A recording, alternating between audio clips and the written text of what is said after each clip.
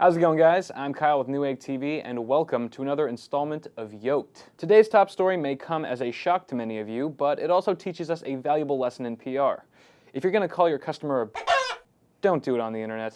A piece of advice Ocean Marketing's PR rep, Paul Christoforo, failed to take during a heated email exchange between him and a customer regarding a shipment order. It all started when Dave, an everyday gamer, sent an email to Christoforo regarding the estimated arrival of his N-Control Avenger controller mod for the PS3. Instead of giving a simple answer, the PR rep fired back with outrageous remarks, such as, "You just got toweled," and "You're the douchiest of them all, Jay." I highly recommend you guys Google the full conversation because it's hilarious. And since the entire exchange between these two people was through email, Dave was actually genius enough to forward the convo over to Mike Kraulick, who's the co-founder of a little website you might have heard of called pennyarcade.com. Mike, of course, put it on the front page of his site and helped the story go viral. And almost instantly, Christoforo started receiving thousands of emails and phone calls from angry people all over the world, unofficially making him one of the most hated people on the internet. It wasn't long before the cyberbully issued a weak sauce apology to Dave and begged Kraulick to please make it stop. But I'm afraid it can't stop now, Mr. Christoforo.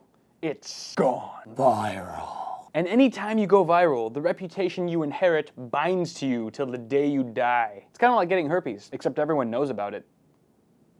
But perhaps we're being too quick to judge here, people. And maybe we don't fully realize it now. But I think Paul Christoforo has actually achieved something great here. I mean, after raising the douche bar to record-breaking, all-time highs, the people of the world have rightfully crowned him as the new douche king of the internet. Which, let's be honest, is no easy feat unless you're the Beeb. So let this be a new plateau of inspiration for all of you douchebags and douchebagettes to come. The next time you get the urge to peel that sticker off your 3-month-old hat, hang on a little longer. And instead of airboning that random chick at the grocery store in front of all your friends, take her out to a nice dinner and make her pay. Because no matter how wise your goatee or how tall your bromobile, never doubt the possibility that global fame and worldwide publicity can spawn from a simple tool. No, the other tool, people, really, don't insult the king like that. That's all for the tech world today, thank God. And now we're going to switch gears to our next segment, What's Up, Paul?, where Paul answers your tech questions. Thank you very much, Kyle. Hi, everyone. And today's question is about SSDs once again, but I'm getting a lot of those lately, so I wanted to reply. This is from Ballistic Joe. He asks, what is the most stable SSD? I heard they can become corrupt over time, and you can't read or write to them, and I don't want to lose my data. That's very understandable. I can't say exactly what the most stable one is. I can give a few recommendations, though. I have a couple SSDs right here. They're very sturdy, don't worry. These both have Marvell controllers. This is the Samsung 830 series. This is a Crucial M4. Both use Marvell controllers. The Samsung uses Samsung Toggle NAND. The Crucial uses some NAND from Micron. Both of these have been very well reviewed for their reliability, low return rate, low issues with problems. Also quite fast. Not the fastest drives, but very stable. Now, another aspect of SSD stability is actually something that SSDs do called over-provisioning. So here, for example, is a SanDisk Ultra, and this one is a 120 gigabyte SSD. If you look at the capacity on this drive and you know how to count in binary, you would think, well, actually it should say 128 gigabytes of data.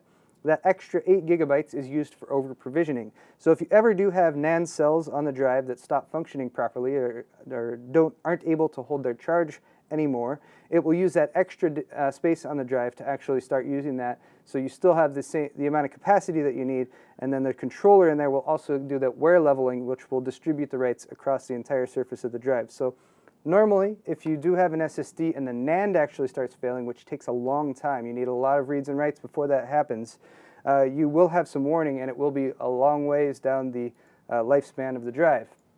Second part of this question is, will SLC, or single layer cell memory, drop in price and or raise in capacity anytime soon? SLC memory is very fast right now, but you do get less capacity and it is more expensive. MLC is more popular. That's what's used in all of these drives, and we're actually going to see some triple layer cell memory come out as well. SLC memory is great to go with if you can afford it. We're not going to see capacity raised because by nature single level cell only has 1 bit per cell of flash memory storage.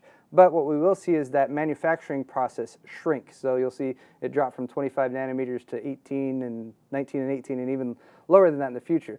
The thing they have to deal with in that aspect is that actually the size of the cell means it can't hold as much of a charge. So the smaller they make it, the more difficulty they have in lifespan. So it's a bit of a tug and pull there in both directions. But hopefully that gives you guys a little bit more information about SSDs. Thank you, Ballistic Joe, for the question. And that's going to wrap it up for my segment. We're going to send it back on over to Kyle. I did want to say a big Happy New Year's to all those Newegg TV fans out there. I'm also really glad that we finally settled on a nice, non-controversial name for my segment. That wraps it up for What's Up, Paul. Oh, jeez. And that's going to wrap it up for this episode of Yolk'd. And on a final note, we want to know what you guys have done to get revenge on your bullies. So tell us all about it in the comment section below. I'm Kyle with Newegg TV, and if you guys enjoyed this video, be sure to subscribe to our Newegg YouTube channel for more tech videos. Thanks for watching Newegg TV, and you've just been Yolk'd.